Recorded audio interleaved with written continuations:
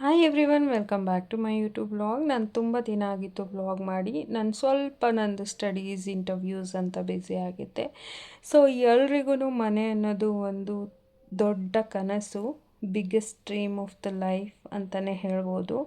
So ನನಗೆ ಬೇಕಾದವರು ಈ ಮನೇನ ಕನ್ಸ್ಟ್ರಕ್ಟ್ ಮಾಡ್ತಾ ಇದ್ದಾರೆ. ತುಂಬಾ ಚೆನ್ನಾಗಿ ಬಂದಿದೆ. ಅದು ಊರಲ್ಲಿ 7 ಗುಂಟೆ ಜಾಗದಲ್ಲಿ.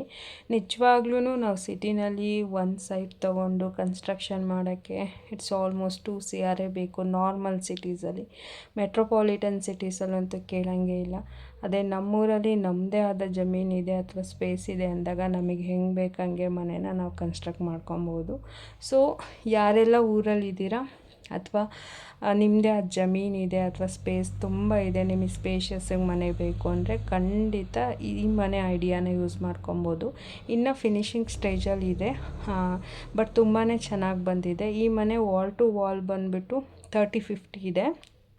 ಬಟ್ ಎಂಟೈರ್ ಕಾಂಪೌಂಡಿಂದ ಜಾಗ ತಗೊಂಡ್ರೆ ಇದು 7 ಗುಂಟೆ ಜಾಗ ಊರಲ್ಲಿ. ನನಗಂತೂ ತುಂಬಾ ಖುಷಿ ಆಯಿತು. ಅಫೋರ್ಡೆಬಲ್ ಅಂತಲೇ ಹೇಳ್ಬೋದು. ಆಲ್ಮೋಸ್ಟ್ ನಿಮ್ಮ ಹತ್ರ 50-60 ಲ್ಯಾಕ್ ಇದ್ದರೆ ತುಂಬ ಒಂದು ಚೆನ್ನಾಗಿರೋ ಮನೇನ ಊರಲ್ಲೇ ನಿಮಗೆ ಬೇಕಾದಂಗೆ ಒಳ್ಳೆ ಫೆಸಿಲಿಟಿ ಎಲ್ಲ ಬಿಲ್ಟ್ ಮಾಡಿಕೊಂಡು ನೀವು ಕಟ್ಕೊಬೋದು. ಇದೆಲ್ಲ ಸ್ಪೇಸ್ ಬಿಟ್ಟಿರೋದು ಹಣ್ಣಿನ ಮರಗಳು ನೆಡೋದಕ್ಕೆ.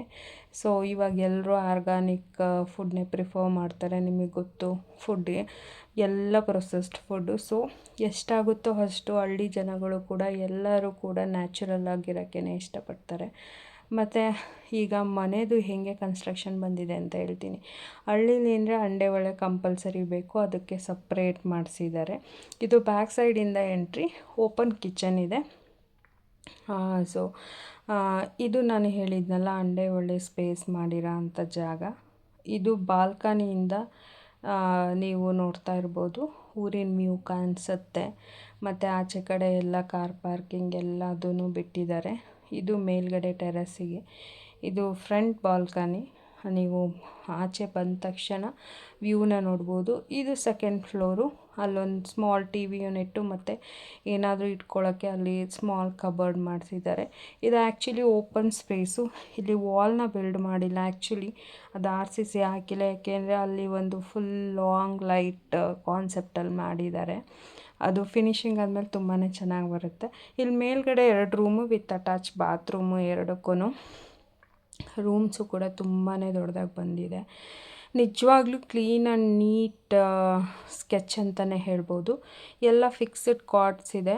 ಇವಾಗಂತೂ ನಾವು ಪ್ಲೈವುಡ್ ಶೀಟ್ನೇ ತರಬೇಕು ಅಂತ ಏನಿಲ್ಲ, ವುಡ್ಡಲ್ಲೇ ಮಾಡಿಸ್ಬೋದು ಕಬೋರ್ಡ್ಸ್ ಎಲ್ಲ. ಗಂಧರ್ಕೆ ಮರ ಅಂತ ಬರುತ್ತೆ, ಆ ವುಡ್ಡಲ್ಲಿ ನಾವು ವಾಲ್ ರೂಟ್ಸ್ ಎಲ್ಲ ನೀಟಾಗಿ ಪ್ಲೈವುಡ್ ಶೀಟ್ಗಿಂತನೂ ಚೀಪ್ ಆಗುತ್ತೆ, ತುಂಬಾ ಚೆನ್ನಾಗಿ ಬರುತ್ತೆ. ಇಲ್ಲಿ ನೋಡಿ, ಇದು 6x6 cot size and attach bathroom. ಇಲ್ಲೊಂದು ಮಿರರು ಮೇಕಪ್ಪಿಗೆ ಆ್ಯಂಡ್ ನಮಗೆ ಸೆಲ್ಫ್ ಕೇರಿಗೆ ಎಷ್ಟು ಬೇಕೋ ಅಷ್ಟು ತುಂಬಾ ಎಲ್ಲದೂ ಇಂಟೀರಿಯರ್ಸು ಯಾವ್ದು ಅವಶ್ಯಕತೆ ಇದೆ ಅದು ಮಾತ್ರ ಮಾಡಿಸಿದ್ದಾರೆ. ನಾವು ಎಲ್ಲೆಲ್ಲಿ ದುಡ್ಡು ಉಳಿಸ್ಬೋದು ಅಂದರೆ ಆ ಮರದಲ್ಲಿ ನೀವೆಲ್ಲ ಟೀಕೆ ಹೋಗ್ತೀನಿ ಅಂದರೆ ತುಂಬ ಕಾಸ್ಟ್ಲಿ ಆಗುತ್ತೆ. ನಿಜವಾಗ್ಲೂ ಎಲ್ಲರೂ ತಮ್ಮ ಸ್ವಂತ ಮನೆಯನ್ನು ಕಟ್ಟಿಸ್ಕೋಬೋದು, ಆದರೆ ನೀಟಾಗಿ ಪ್ಲ್ಯಾನ್ ಮಾಡಬೇಕು.